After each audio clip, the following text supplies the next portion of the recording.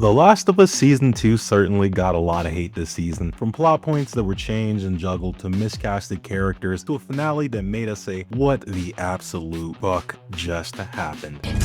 No. This second season of the show made for one of the most lopsided, most jarring TV seasons I've ever seen. Today, I'll be bringing you the aspects of the show from the season that created absolutely captivating moments, the best, and breaking down the aspects and reasons this season was not only cringe, almost made the fans want to mentally check out from the season this time around. Alright, so let's start off with the good this season. The battle for Jackson was a strong opening to the show. It definitely was a cool, gripping, and intense action set piece in the winter. And this and maybe a couple other key moments in the show were definitely some of the few moments that the zombies still felt like a threat, still felt like an enemy. Their relationship got dangled in front of us like a carrot on a stick the entirety of the series. This is without a doubt the glue that kept us in our seats season 1 of the show. We came to watch the story of this grizzled, gruff guy come to love and protect his adopted daughter. Say what you will about what transpired this season, every moment we got with this duo reminded us why we were watching it in the first place.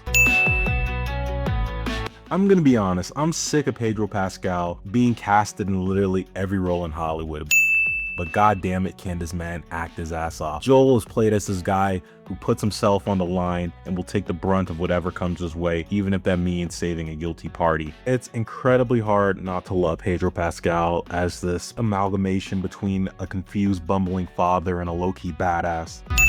I like Dina, not just because she's a certified baddie, not just because she was good in Dora the Explorer. You will be wiser, and don't forget, it's a natural fertilizer. It's because Marcet's acting is on point and she balances out Ellie's spicy, brash nature. She gives Ellie this ooh-saw that she definitely needed this season. Dina truly felt like the brains of the operation, handling most of the logistics when Ellie fell short, which was honestly most of the time. Oh, Jesse. They did a lot to make sure you really fell for Jesse this season. It's impressive they got you so invested into him with such little screen time. He definitely served as the big brother character to Ellie. His fate at the end of the season was something that really grinded my gears. They did my boy dirty, but trust me, we'll get to that.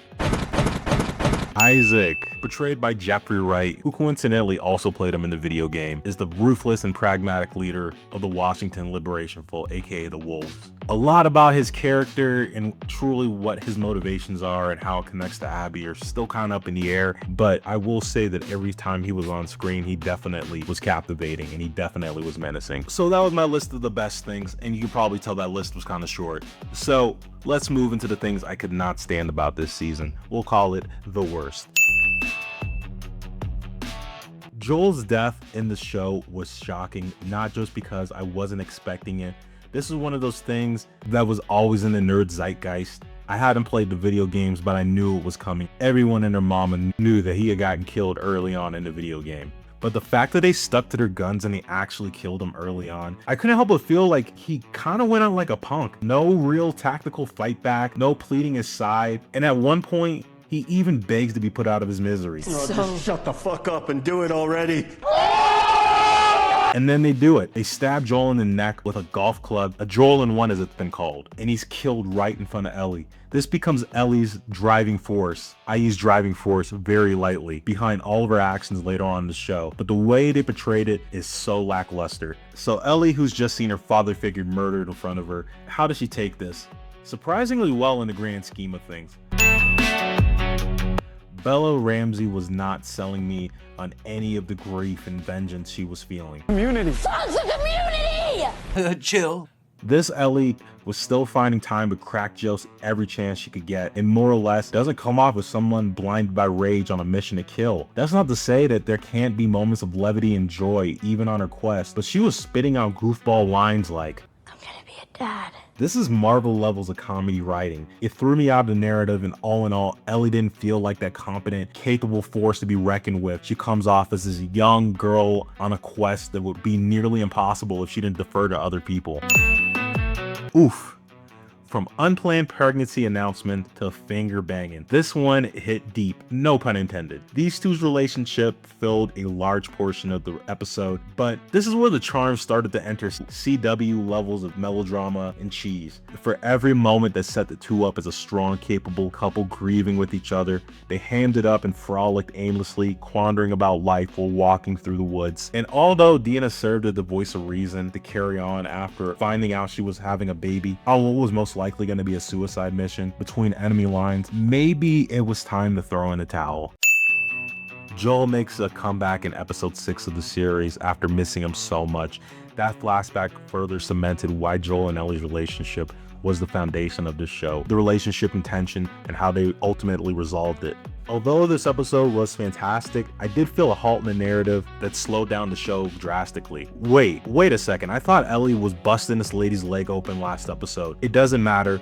I'll tell you what I think. It doesn't matter what you think. It doesn't matter. We've got an extremely heart-wrenching episode with Pedro Pascal, built to attract viewers who may already have checked out. Touche, HBO. Touche. Season 2, episode 6 has given us one if not one of the most touching episodes of the show, but at what cost other than making us feel the absence of Pedro Pascal's Joel even more.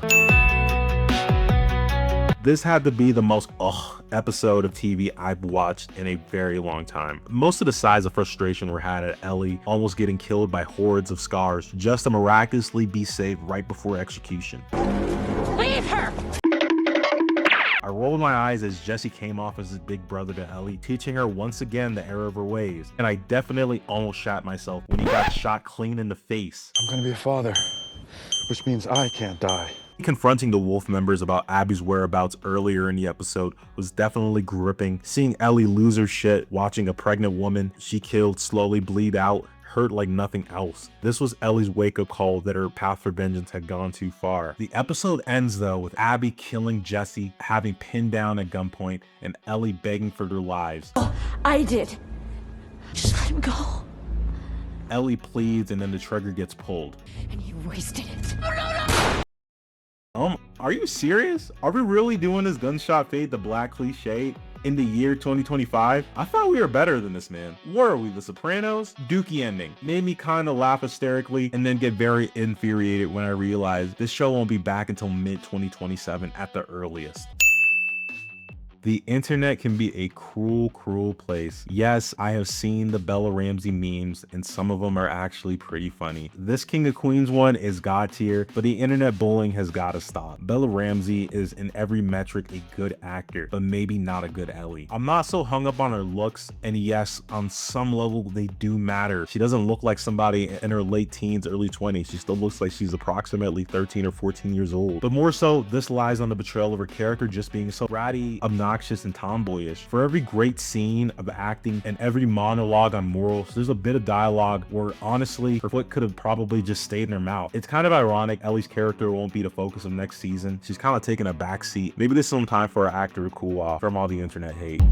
I know I'm not in the minority when I say I don't in any way think this woman looks like Abby. This isn't a dog paw on the actor because I actually think she does bring something to the character that is great, but this isn't Abby, bro. I thought Abby was a physical powerhouse with guns the size of her head, the only woman doing anabolics at the end of the world. So when we get this woman who's probably 5'4" max calling the shots and we're told she's supposed to be our Abby and the head of the Wolf Army, I had to suspend my disbelief just a little bit.